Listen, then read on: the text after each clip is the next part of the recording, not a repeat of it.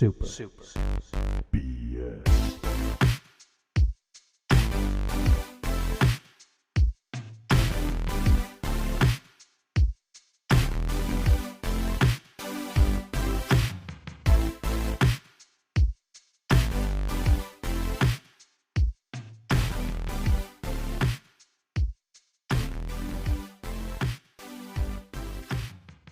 What up, my dudelies? It's your lovable baby boy, Brank. We're back from the dead and ready to bake some bread and bake it, not break it this time. I'm joined by... Just your scaredy boy Josh can't even get through one episode of Haunting a Bly House without covering his face with a blanket. So there's that. That's a real spooky, scary show. I haven't watched it, but I watched The Haunting of Hill House, I think Hill was House. the... Mm-hmm. Dr. Donna recommended it. I love how we talked about Dr. Donna. He hasn't even been on the show yet, so if you didn't listen to our old show, you probably don't know who we're talking about. Anyways, he recommended it, and it was very, very, very scary. So scary, I don't know if it was worth it, but it was a really good show. Did you watch the Hill House one? I did, yes. I remember we talked about it on the show. Yeah, I loved it. There's not a lot of good like horror out there where people are like developing characters and story beats and stuff like that. So it was a nice break. You know, there's substance, there's scares. It was a pretty good show. I really enjoyed it. I don't think I'll ever watch it again, and I don't think I'm going to watch whatever one you just talked about, Hunting a Bly Manor or Blythe? Mm-hmm. It's Bly Manor. It's season 2 of Haunting a Hill House. Okay. It takes place in England or something? Yes. I saw like a trailer. Yes, it does. So everybody talks like this. Oi, governor. Oi. Right? That's And they say everybody bruv. says oi. Yeah. Oh, bruv. Yeah, bruv. That's good, bruv. Oi, and bruv. it's a lot of people saying oi and bruv. For all of our English listeners, you know what we're talking about. We're not offending you one bit, okay? This is separate but equal. You know, our American brothers over here just having fun with your language. Besides that, what have you been doing on the spookiest and scariest of all months? October. Oh, just putting up Halloween decorations, man. I'm like, this is the first time I'm out here in the country, you know, and there's no trick-or-treaters out here, so don't got to buy candy, but... Nice. Well, you got to buy candy for yourself. For myself, so yeah. You can I might munch just, like, on that candy. Put one of those bowls out that say, like, take one, and I'll just circle around the house a few times, you know? That's how you got to do it, brah. Anyways, before I forget, this is Super BS, a podcast about video games, mostly. As you can tell, because we mainly have been talking about everything but games. But you've kind of been playing something a little bit on the spooky, scary side, not really, but A Night in the Woods, right? A Night in the Woods, I sure have. It's not scary per se. It's haunting. It's life is scary, you know. Life is scary, and A Night in the Woods highlights that scary part of life. It's all the spooky and all the scary. What, is there an alien running around the town? Is that what makes life so scary? No, there's a homeless killer though. No, but yeah. Is there really? Yeah. It's part of like the plot. Like you find like a severed arm just lying in the street. Yeah. I got there. I got to that part. So I got to this part, like they had the actual like Night in the Woods, you know, where there's a party and everyone realizes like there's the big realization, you know, I got to do something different here, and that happened. You know, it's mostly been like this character, like as you go on, as the parts go on and the days go on.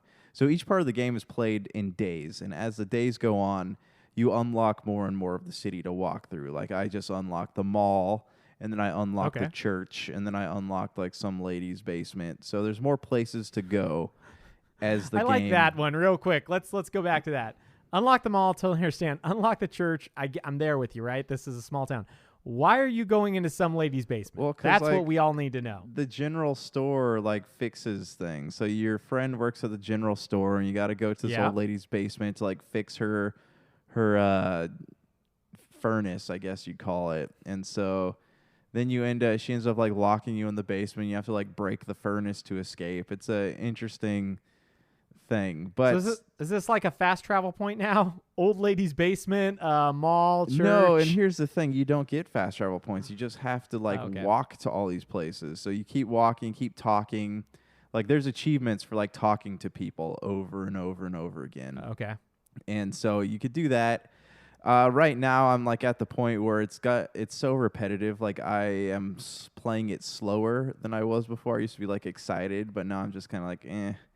whatever. Maybe I'll just play through a day and then watch something on Netflix. So I'm at that point right now, hoping I'm gonna finish it. And you chose to wet your pants with Haunting of Bly Manor, right? That's I what you did. were like.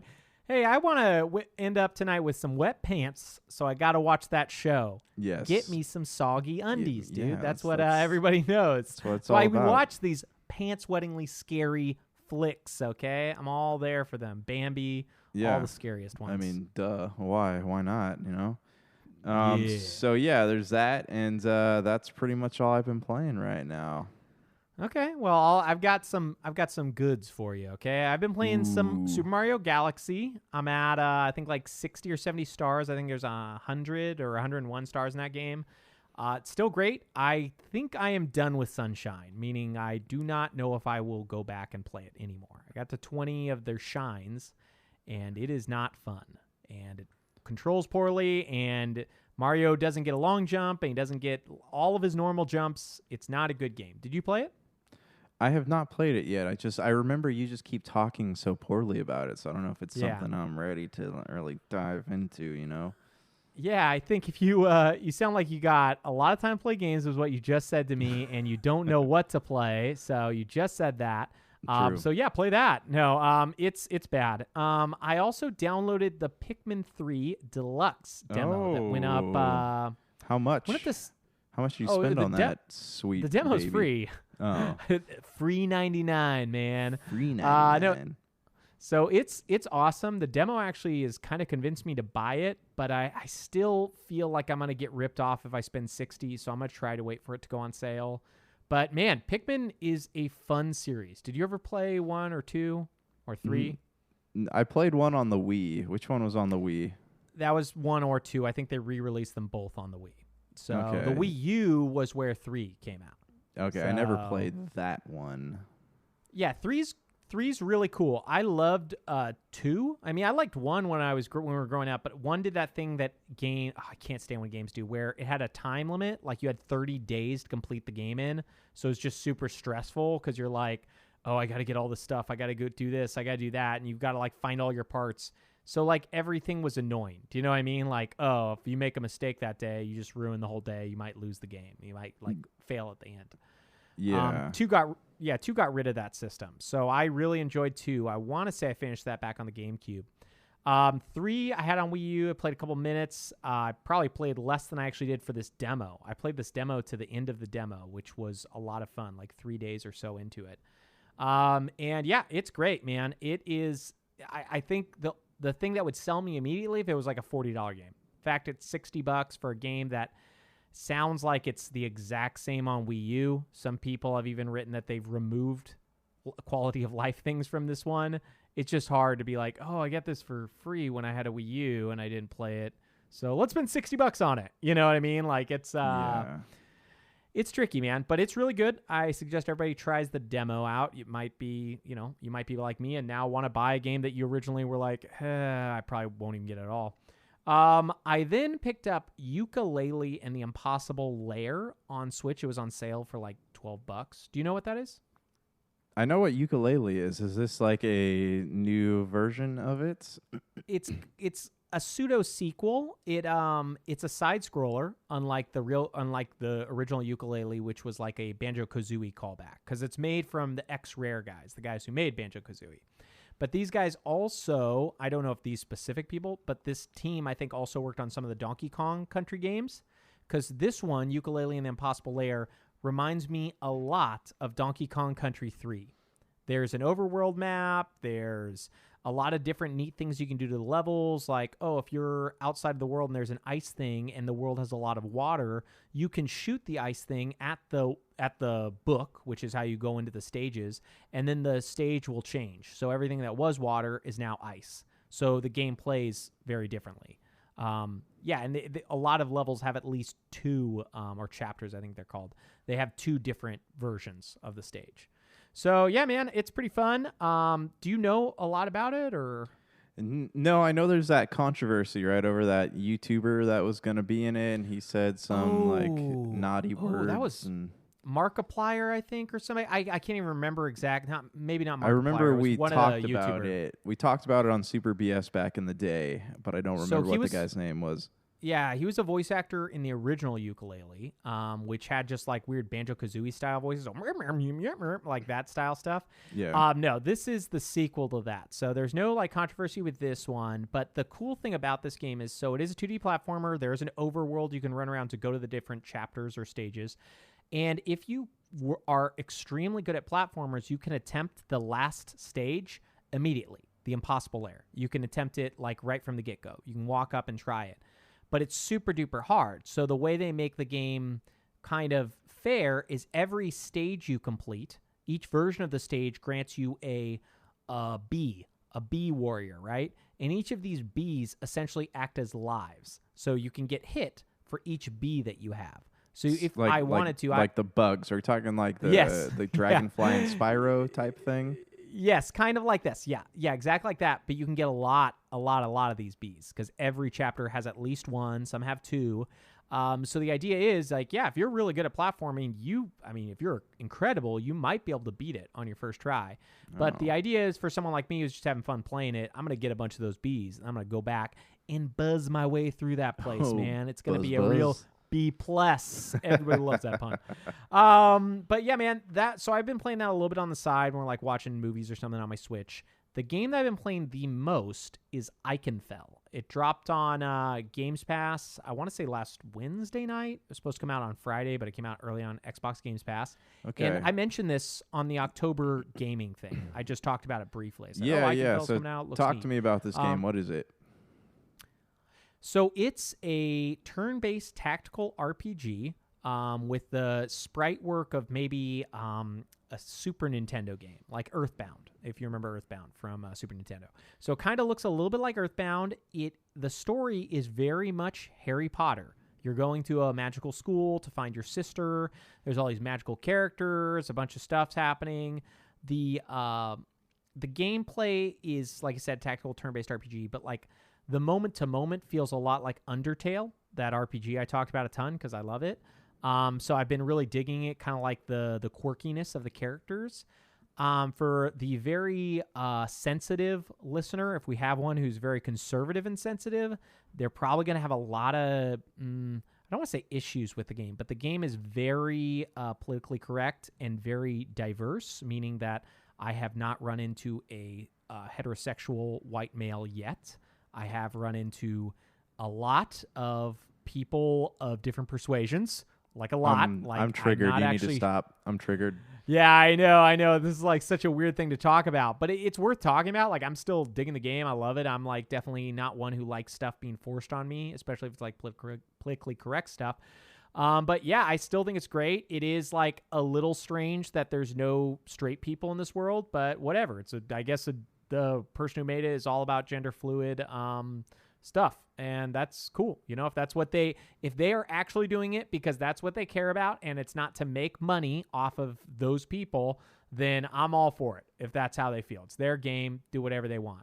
But if it's just to get like brownie points, which sometimes some games feel like, I'm not stoked on it. However, the writing doesn't feel like the brownie point style writing. It feels like it's good. It feels like they spent some time. It feels like all the characters are interesting. Like, unless you really, really are sensitive, you might not even care, about that part of it. Because it's not like characters making out all the time and doing stuff. It's just like characters of the same You gotta go gender. all the way, man. It's all or nothing with stuff like that. You just gotta go for it.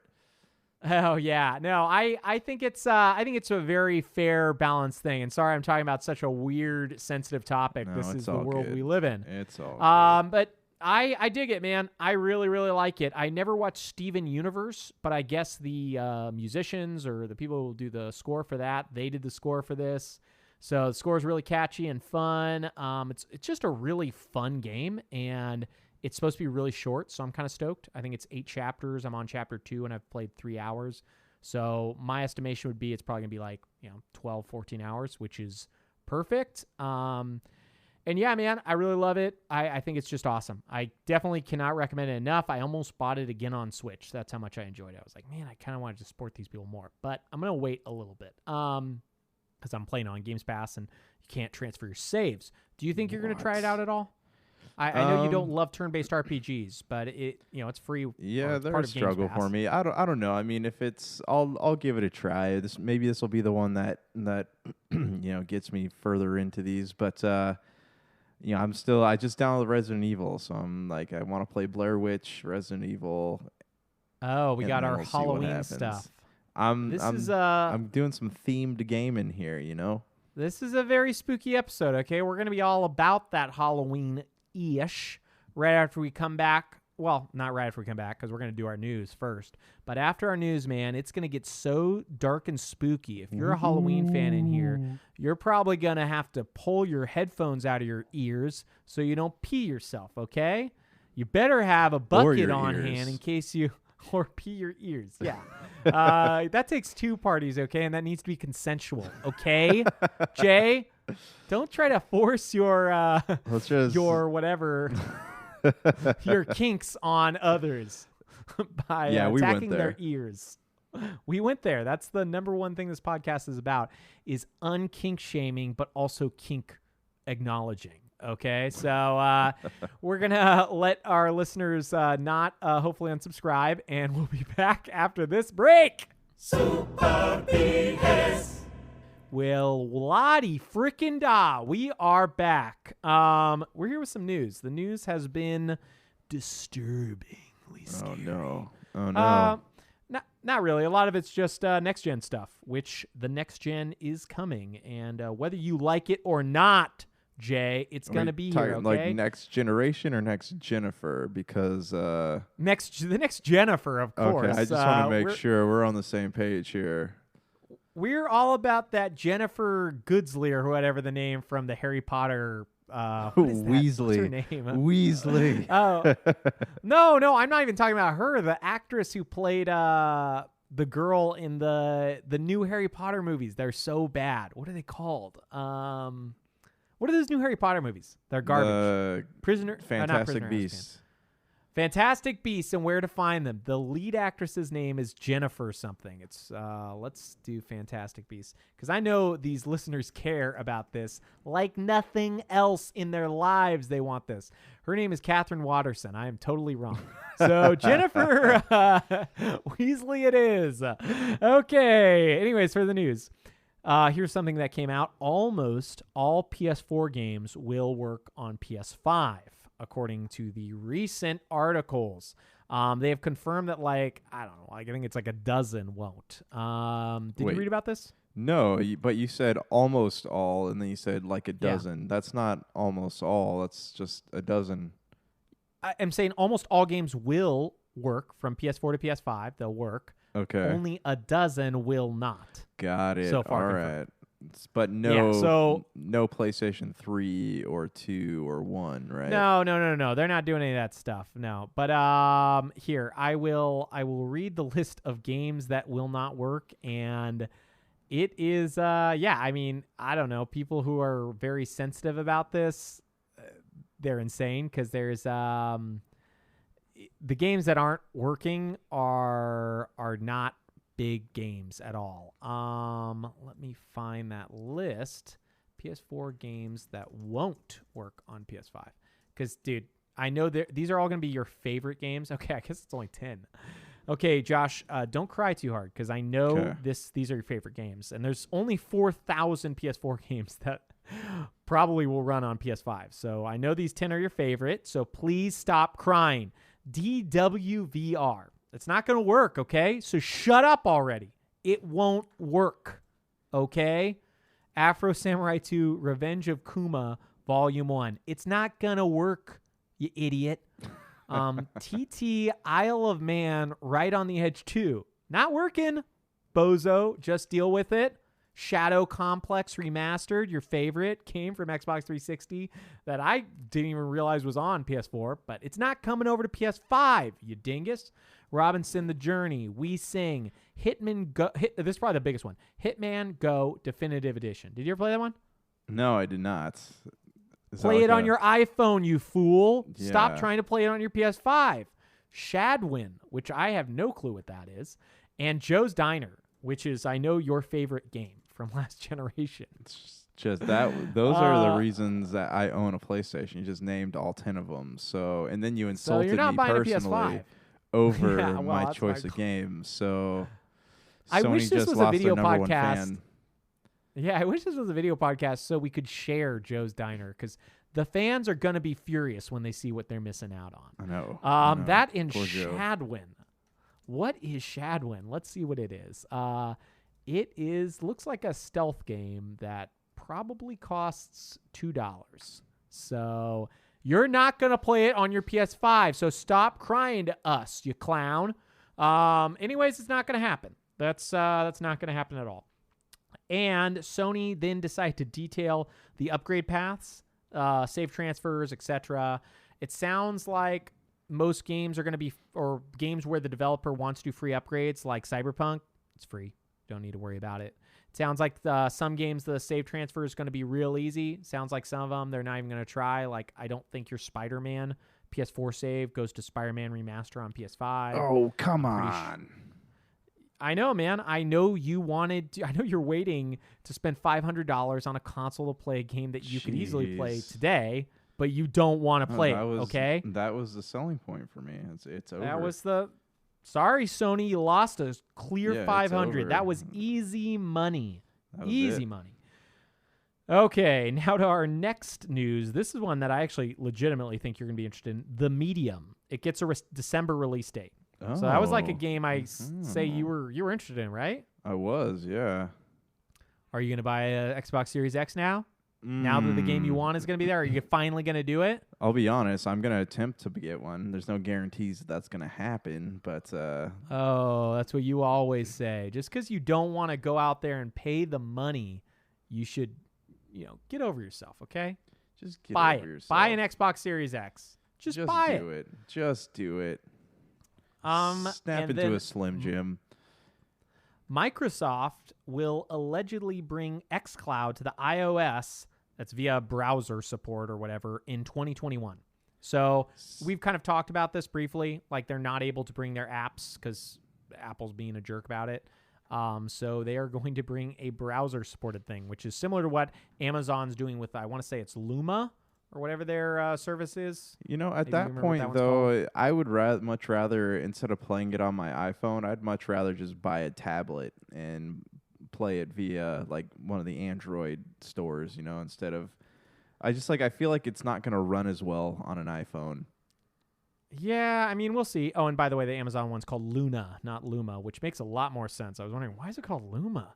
Yeah, man, I don't know. Like, I may try it. I think that's kind of the most interested I am in it, is like, oh, it's neat. But yeah, if they had an app that was actually on my phone, I would probably be a lot more interested, but I just always am distrustful of things running in a browser. Because there's a lot of levels and layers that could make that run really slowly. Yeah, like ogres, right? They have layers, like onions. Yeah, they got ogres like layers. That's a Mike Myers quote from everybody's favorite film ever, Shrek and Shrek 2. Everybody loves that, man. Yeah, they Your do. favorite game, you told us this already last week, but your favorite game from the original Xbox was Shrek's Fun Party Pack or whatever it's called. What? Yes. Did you ever play that game? No, Shrek Party wasn't game. there What a is that Shrek? called? There's a Shrek kart game though, wasn't there? Shrek, there was, and Shrek Super Party, which is the one I'm referring to. Shrek Kart game. Let's see what this is on. It's called Shrek Karty Party. Was that what it's called? Shrek Super Party. Oh. And then there is Shrek Kart, but Shrek Kart only came out to iOS. I know it's your number one game, okay, but it's not. Not everybody can play it. It's It's the reason only on I switched iOS. over from Xbox, the Microsoft phone, to an iPhone, is so I could play Shrek Karty Party. Man, you are missing out. I wish we did like a real show so we could just play Shrek Super Party together, because this thing is amazing. It would be totally worth the penny or whatever it costs nowadays to own it. Yeah, Shrek Super Party is amazing. Everybody knows Justin Timberlake made the Shrek third and fourth films. Everybody loved him in it. It was astonishment. I mean, everybody was like, Oscars, Oscars, Oscars. Man, it just gives all the Oscars to him.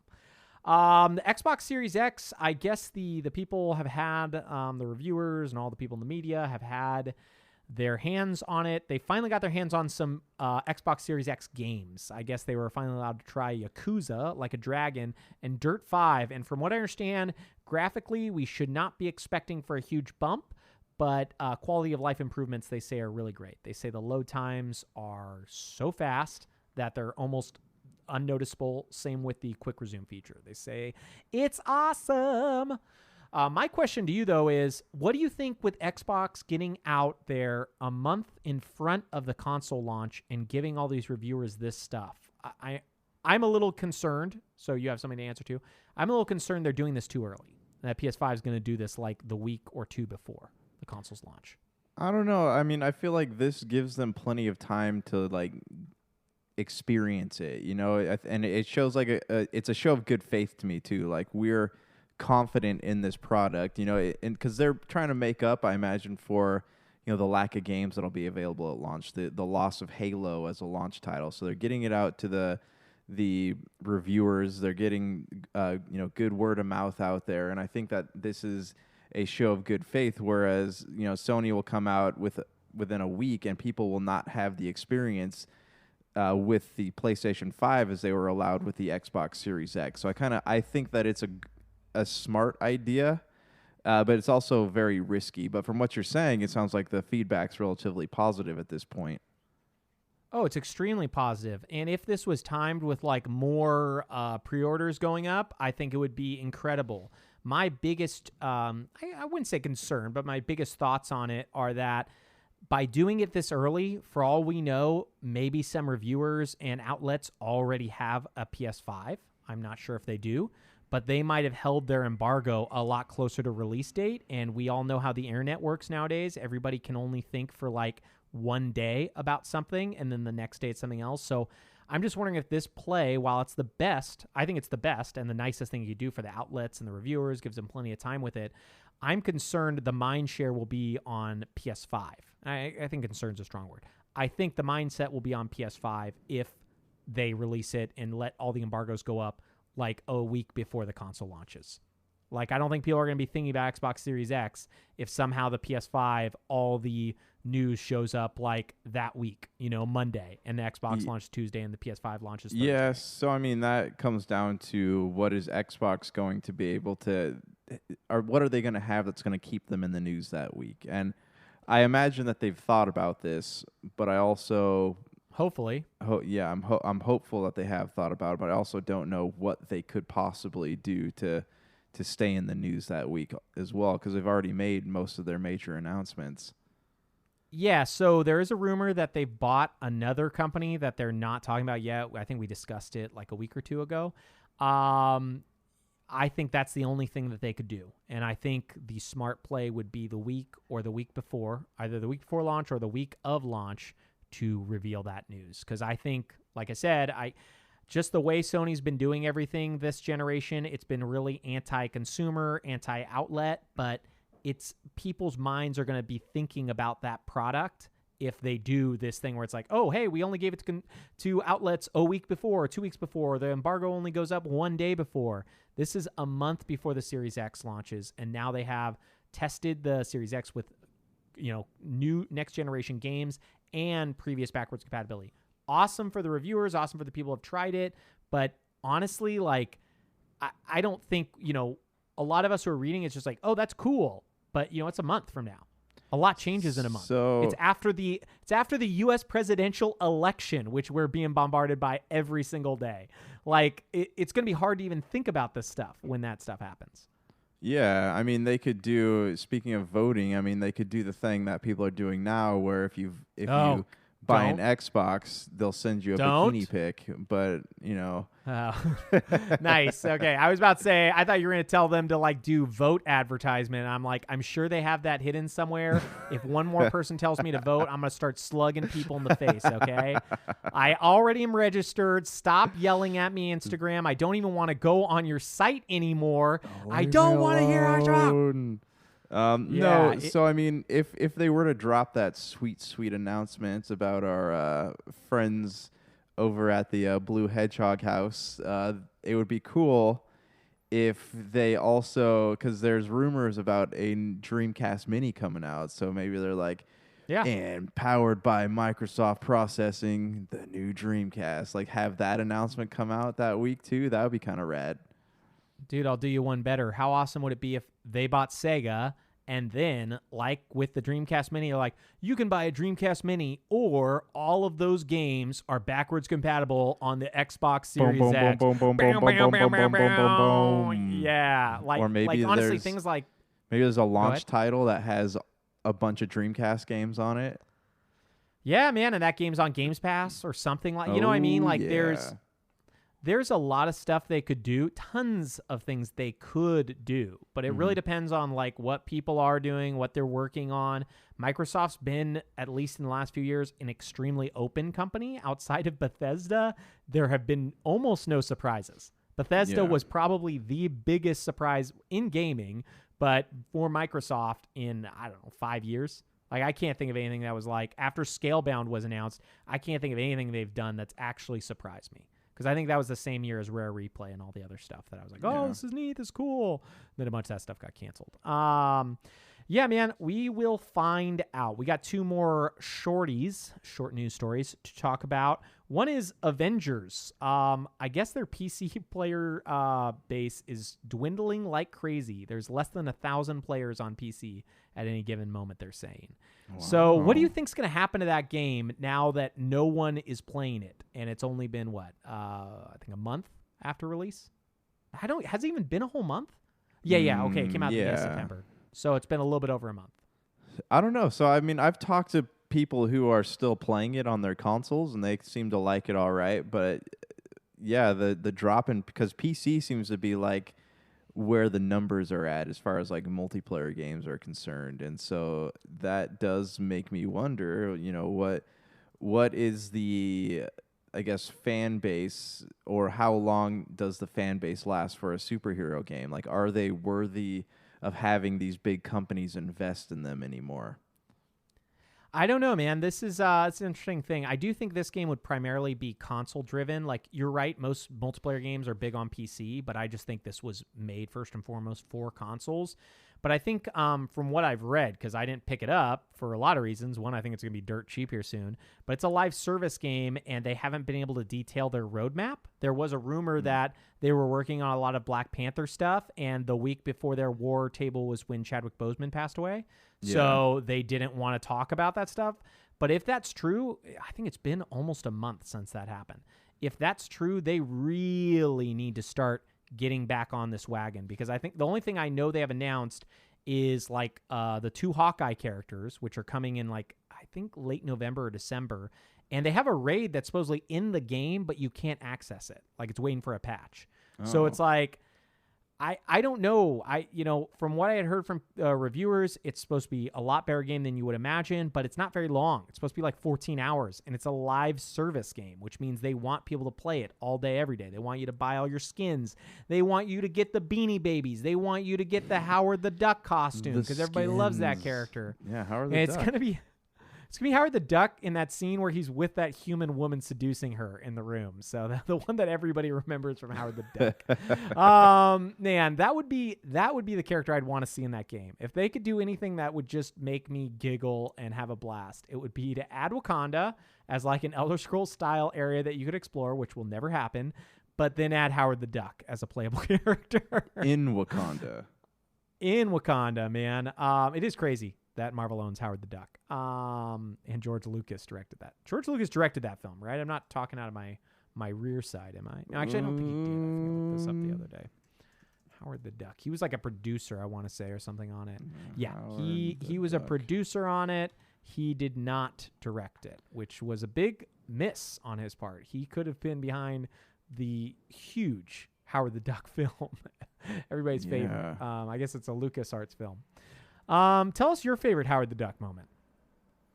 My favorite Howard the Duck moment? Yeah, tell us your favorite scene from Howard the Duck in detail. I don't know. I this don't is have real serious, one actually. Guys. Yeah, no, it was a real. Have you ever watched Howard the Duck? I have not seen Howard the Duck. I remember, wasn't he in one of the closing credit scenes for Guardians of the Galaxy? Oh yeah, I think you're right. I think he was. I've never seen it either, but I either watched a YouTube video about it or I read something. And I guess there's a lot of like naked duck people in a PG rated film, and I guess they have like human like breasts, and it just sounds like who made this and what were they thinking? Like what weirdo I'm not trying to kink shame. If they like ducks, that's, their thing. But what a strange person was like, yeah, we got to make this horny. We got to get those ducks real nice. Like it's the weirdest. Oh my goodness. Humanity is lost and the end of the world is coming, folks. Howard the Duck declared it 40 years ago. Oh my gosh. Yeah, sorry. That was weird. I just kind of like looked it up on Google and yeah. Yeah, it's a lot of that slightly that sweet duck. off-putting. Yeah. Well, we know what our listeners love, and they love that duck talk, that sexual duck talk. Can I just bring up the comment that you said we don't kink shame twice on this show? So, I mean, who are you trying to convince at this point is what the listeners all want to know. I am convincing Willard Hyuk, the director of Howard the Duck, that he can come on here as a guest, and I will not kink shame him one bit if he comes on here with duck clothes. If he comes on here dressed as a human anthropomorphic duck, I will not make a comment about it, okay? I will celebrate him. I will glorify him. I will do what's right. Last bit of news to take it on the other side, the non-fun, non-duck related news. Yeah, where the Red Hot Chili Peppers are, the other side. Yeah, on the other side. This is sad, okay, Josh? I don't appreciate you making fun of this sad news. No, legitimately, this is kind of a bummer. Level 5, the company that's made like Ni no Kuni 2, White Knight Chronicles, tons of other Japanese role-playing games, they are ceasing their North American productions. I assume it's not worth it for them. So no more games from Level 5 coming to America. No more Yokai Watch 4. Did you ever play Yokai Watch, or do you know what Yokai Watch is? I don't know what that is. I know Ni no Kuni. It's like cool. Yeah, Ni no Kuni and Ni no Kuni 2, dope. Even after that Yokai Netflix Watch, special, they're still pulling out. Yeah, they're still pulling out. They're not going in.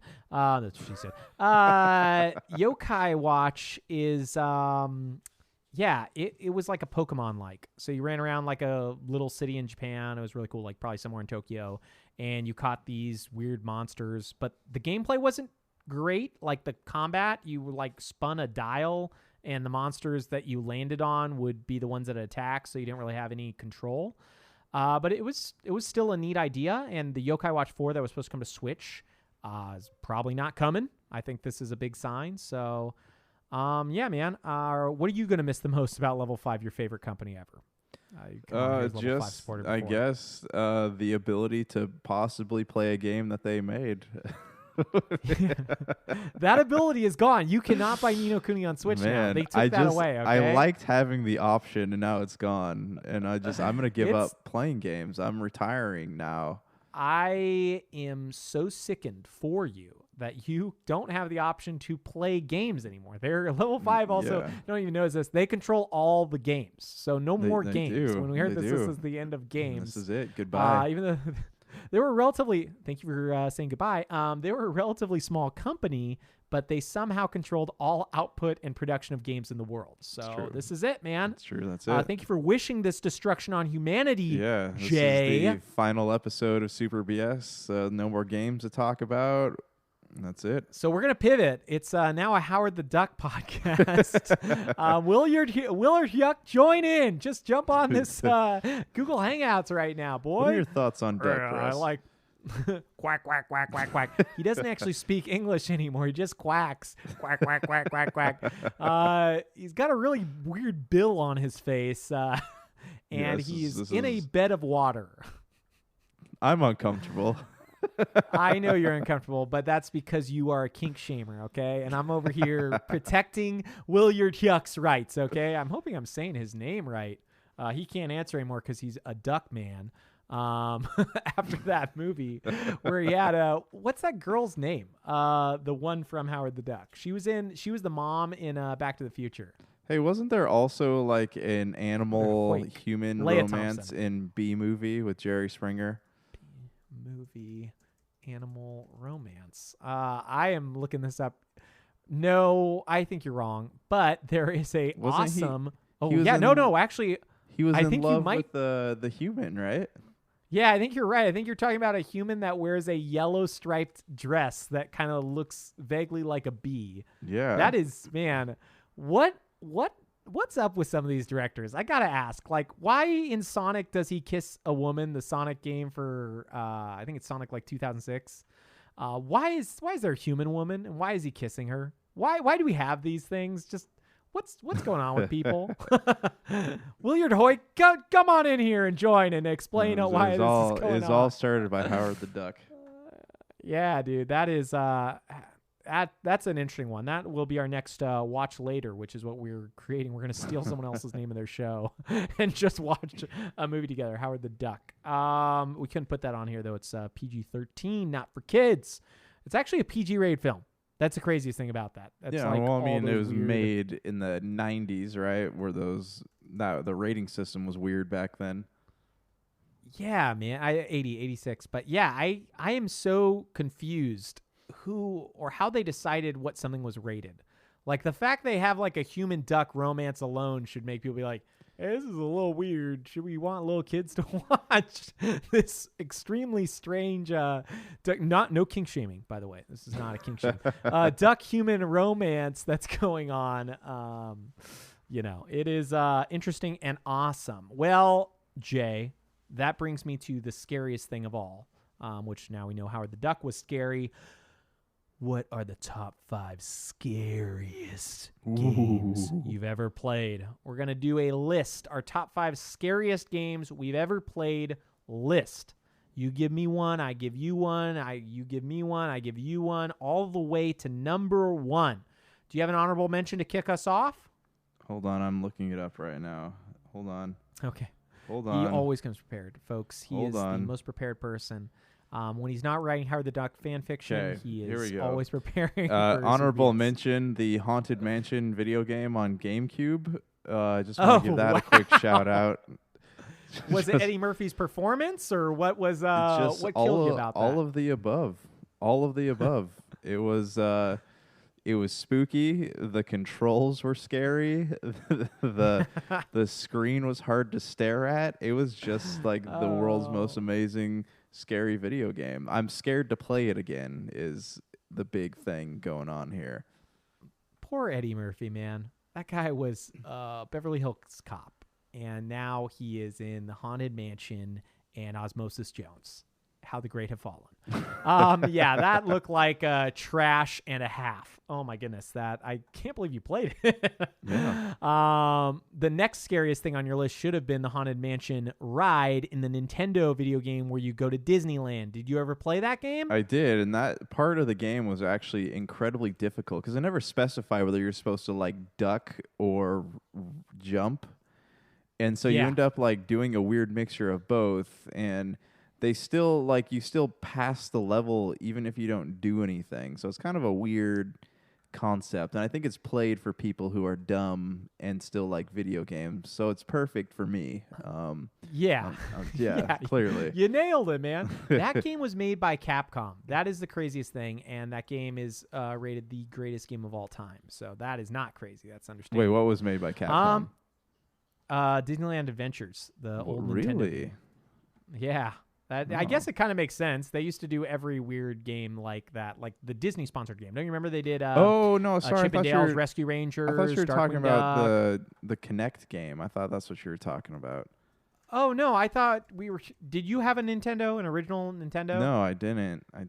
Oh, okay. They had a game called Disneyland Adventures for the NES, Entertainment System, and you'd go on rides, kind of like what you did in the Kinect game. And all the rides were different platforming things, and one of them I want to say was a race, kind of like a precursor to Mario Kart, if I can remember. But but yeah, it's awesome, man. I loved that game as a kid. I cannot find. It's not like Mario Kart. It's like oh man, you would totally recognize it. It's like a top-down racing game. They had one like it in arcades when we were kids, and you would go around a track. Anyways, they had a mission like that in it, and that's the greatest game of all time. That's what this list now is. Greatest game of all time list. Okay, for my honorable mention, this is actually a favorite of yours, and I thought it was kind of like spooky, a little spooky. Alan Wake. I totally thought Alan Wake was kind of scary at times. I don't know if I'd call it the scariest game ever. That's why it's honorable mention. But it is. It's a little spooky. What do you think about it? It is. So that's actually my number 3 here. So I'll just talk about it now. But yeah, I don't know. It's the idea that like the darkness is the bad guy. I think is what's the most like off-putting about it, and the fact that like they did a great job with like introducing different enemy types. Right, you have your ones that are just like lumbering towards you. You have your berserkers. You have your like little speed guys, and all of them like they wrap themselves up in the dark, so you never know where they're coming from. You can hear in the speakers like someone like moaning or growling or something, but you never know where they're coming from. And so when you see that light up ahead, your heart just starts going as you're trying to make it to this thing without getting meleeed by somebody. And because of that, like the game constantly keeps you on the edge of your seat. Yeah, I agree with you, man. I think it's really great, and I was the one doing all those voices. You can look for my credits in the game.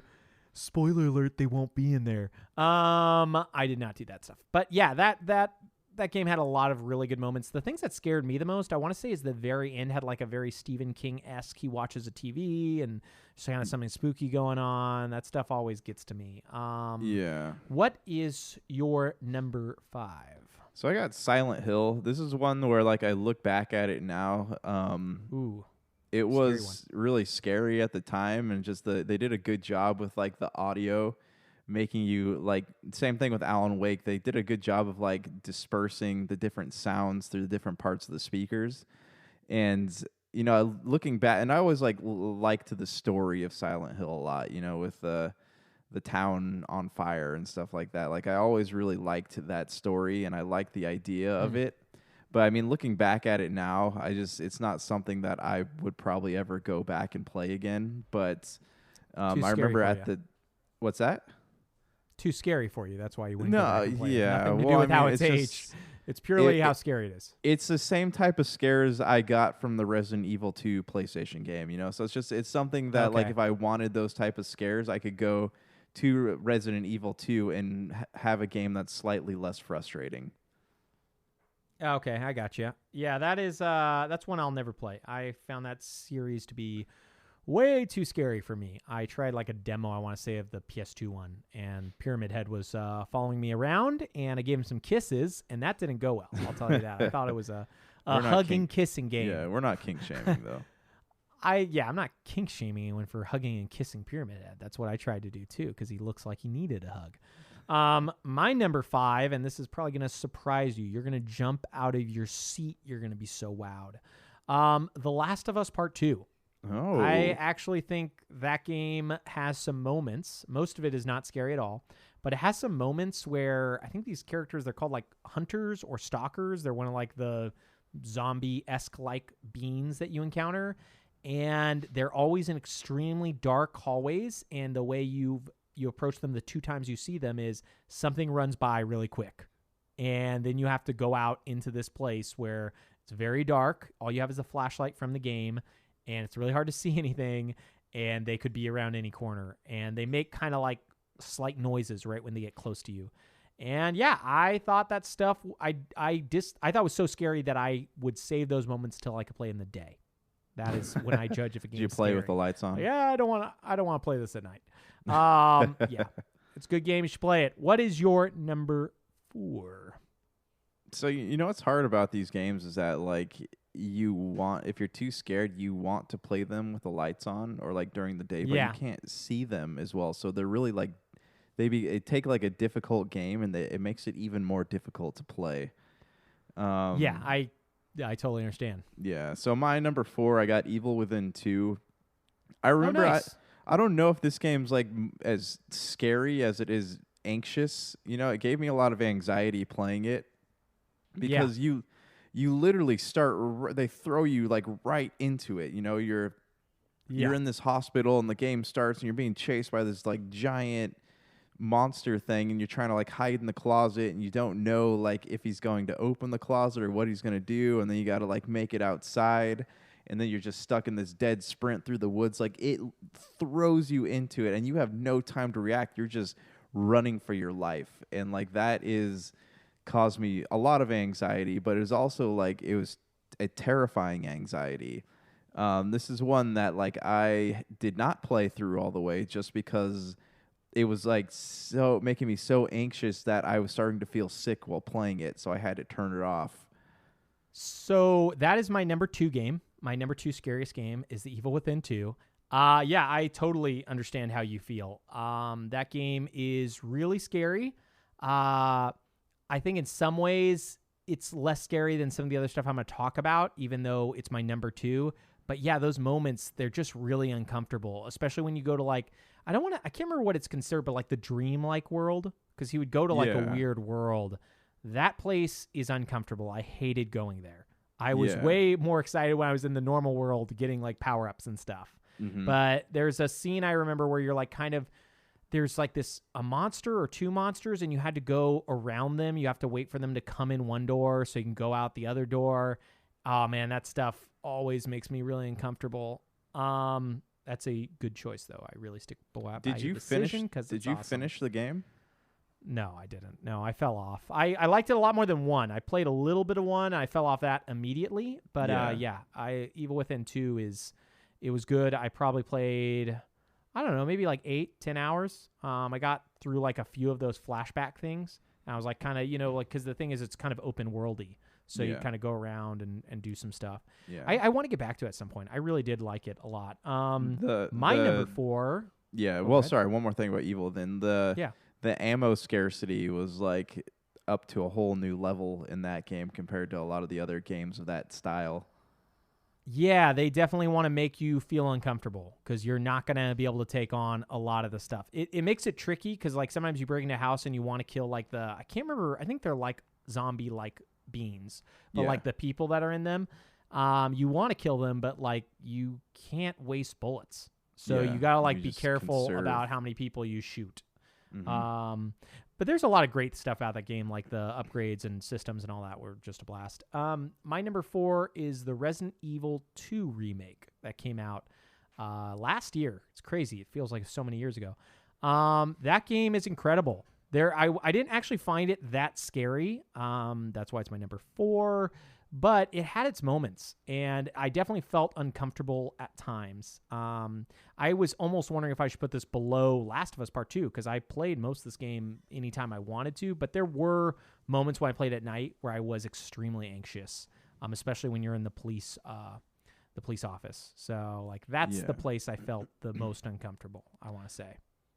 So I got that on my number 2, actually. So oh, nice. Well, we're trading places. So it's weird to me because it felt like a whole new game, and like I think what made it really scary for me was the fact that I had played it before. I had played the one on PlayStation 2 completion, and like I remember the settings and I know what happens in them. But I just like didn't know how it was going to happen. So that's what made it scary for me. Like you go into the part with the dog kennels, right? Like something's going to be there. Oh. How is it going to happen? Where is it going to happen? Because you can hear like the little bit of growling in the background and you're just not sure where it's coming from or like when you're going to get jumped. So I just like pretty much spun in circles all the way through that little thing there because I didn't know what was going to happen. So it's just, man. Yeah. That dog kennel scene.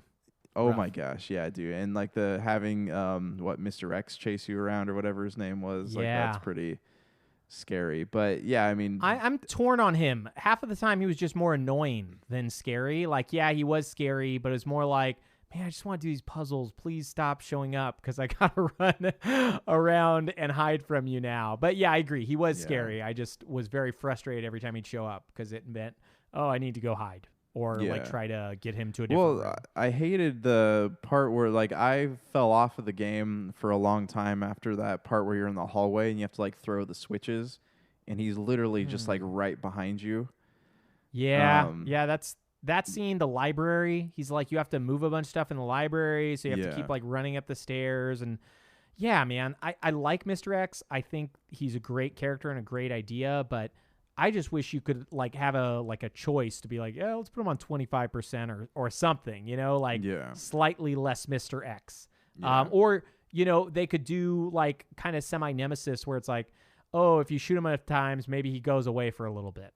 I don't know, something, but yeah, whatever. I mean, the game's out. It's great. But Mr. X, I was happy when he died because I was ready to just play the game.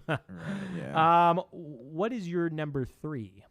We covered it already. It was Alan Wake. I totally forgot. Game. That was my. Check it out.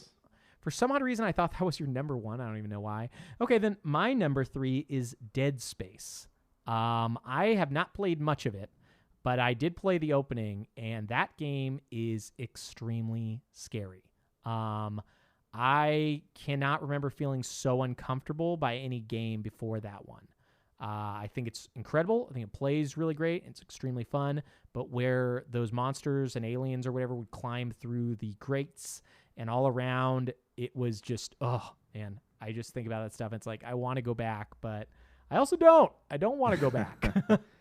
So that's actually my number 1 game. And I think what makes it scary for me is it's very psychological. Like you go to that part, you even open up with like him getting that thing like shoved into his eye, right? He gets the needle. Yeah. And then you're What is it with horror games and eyes? Doesn't Evil Within 2 do something similar? Like they also, I think, do eye upgrades or whatever. Like for some odd reason, that game or Chronicles of Riddick, if you ever played that game, they also did like an eye upgrade. What is it? Is it like, because people know just how uncomfortable that makes you feel when you see anybody shove anything into someone's eye? It immerses you.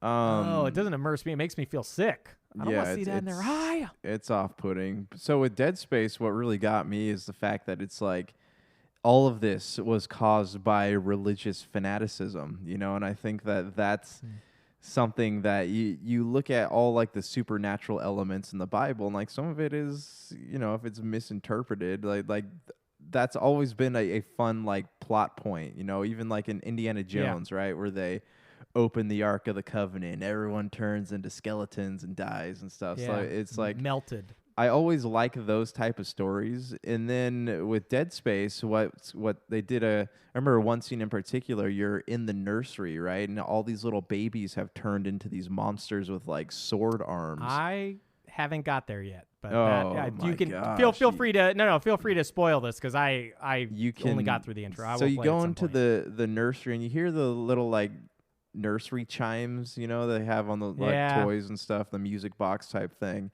And you can hear babies crying, but you also hear it's like going around the air vents around you, and you don't know where it's coming from, right? So here's the real spoiler: is that noise is actually Howard the Duck. You just didn't know this at the time. He comes out and then he tries to, in a relationship with you. And that's what the scariest part of Dead Space is. Yeah. You are running from a life-size Howard the Duck. Yeah. And he is very aggressive. He does not take no for an answer. He's a 1980s man duck. Okay. Ooh. So get away from him. No, sorry about derailing you. That sounds spooky and I cannot wait to play it. Yeah. I think that's your whole list, right? That is my whole list. You got me. So I've got one last game, which is the scariest game I have ever played, one that I have not finished, but that Dr. Donna says is amazing, one of his favorite games of all time, Resident Evil 7. I knew I would have issues with that game when after I finished Resident Evil 2 Remake, I downloaded the demo, and I couldn't finish the demo in the middle of the day. And since then, I purchased it for like $10. It's now part of Games Pass, but I purchased it and played about 2 hours, and it is still difficult for me to play that game in the daytime. It's just a mix of like how scary that game is mixed with being in first person where you cannot see anything around you. It just, oh my goodness, man. So I've never felt more uncomfortable. That's a first person game? Yeah, the whole game's in first person. Wow. So that's totally unlike the other Resident Evils where you're in third person. Yeah. Oh, yeah. And Resident Evil Village or Resident Evil 8, that will also be in first person because they realized like how good of an idea that was. Yeah. I think after Alien Isolation came out, which could have made my honorable mention because I've played some of it, but I didn't even get to the part where the alien is there. So I was like, well, I can't It's not scary at all yet. I'm just walking around a spaceship. So I've only played like maybe an hour of it. Could people hear you But scream? Resident Evil people, they cannot hear me scream. It's space, man. They just can't. But yeah, Resident Evil 7 is very scary. If you like scary games, play that. And if you have VR, from what I've heard, Resident Evil 7 in VR, I think it's only on PSVR, which is weird. I've heard that's even scarier. I can't play the game barely on normal. I have not wanted to go back because of how scared I am by it. I don't think I'll ever play it in VR. I'm not even sure I'll finish it. But if you like spooky stuff and you like scary stuff, I would be very surprised if you did not find that game at least partially frightening, at least at the beginning, where you don't have any weapons and you are walking around a house while other AI is walking around. Nice. Yeah, I am. It's on my Games Pass queue right now, so I'm excited to play it. It's good, man. It is really good. I wish I could finish it. I may do it at some point, but like I said, it's kind of like when I watch It. Did you ever watch the It films, the recent releases? Yes. It Chapter 1 and Chapter 2. I'm a scaredy cat, so like I watch those, and the first one was much scarier to me than the second, but that's also because of probably the way I watched the second, where I covered my ears at the scary moments, because actually if you can't hear stuff, it's like not scary at all. Sound is like the majority of fear. But the first one, man, I did not sleep well for the first night at all, and I didn't sleep well for the second 2 nights after. And it's like ridiculous because the movie's about a alien demon clown thing, and it's like so removed from reality. But I don't know what it is, man. Scary stuff gets to me. I do not like it. Speaking of one last semi-scary thing, what do you think of BioShock? I remember Dr. Don always used to tell me that this was scary to him, but I never felt that scared about the original BioShock. The thing that, like, BioShock, what made it, like, not scary to me was that you saw the enemies, when you walked into a room. Yeah. They weren't, like, you can hear the boom, boom, boom, the footsteps of the big daddies, but, like, you walk into a room, you could see the enemies, like, and you knew just because of the style of game BioShock was, they were going to attack you at some point. So it wasn't really scary to me. Like, it had some like anxious moments, but you knew what you were going to get throughout that game. Yeah, man. I didn't feel like it was bad at all either, but I need to be back in that time and place to see. And also when we were younger, just stuff didn't scare me very much. So never been a big horror fan, but I also didn't like stuff that I feel uncomfortable by now, like The Devil's Advocate. I don't know if you've ever seen that movie. That movie actually makes me really uncomfortable. That is something that probably as a college or late high schooler I would have thought, oh, this is cool, and never thought about twice. Yeah. Anything you want to say before we head out for the day and get ready for an awesome week next week? Anything you want to add? No, I mean, if you guys have some scary games we didn't hit, go ahead and send us an email at superbs. What is the rest of our email address? I don't know. That's why I was loving that you were doing this. Come on, finish. Hold on. No, I got it here. How I don't even have the login. I don't know if we can get in here. superbsgamescast@gmail.com. Nice. Okay, if we can find a way to log into that account. Oh, you know what? I think we can. I think that's how we send files to each other is through that old one. So I must have figured it out. We have it. Okay, so we can do that. We may have some guests on next week. That's the plan. Should be a blast. We'll probably continue more of this spooky, scary talk. But if we got our guests on next week, we might take a diversion for the week. But yeah, man, I've never been a big fan of Halloween, but it is still fun to enjoy these weird moments and spookinesses from the month. So till next week, I will smell you later and watch Howard the Duck on me. And by on me, I mean just, I don't know, I recommend it, I guess. But don't watch it with your parents. It's pornography. Quack. Quack. Quack. Oh, Quack, that's Mighty Ducks, quack, not quack. Howard the Ducks. And watch Mighty Ducks right after to stay on theme. Howard the Duck and Mighty Ducks. I wish those were switched for kids. They would learn a lot. Yeah. Okay, my doodly. I will talk to you late. Peace. Peace. Oh, yeah.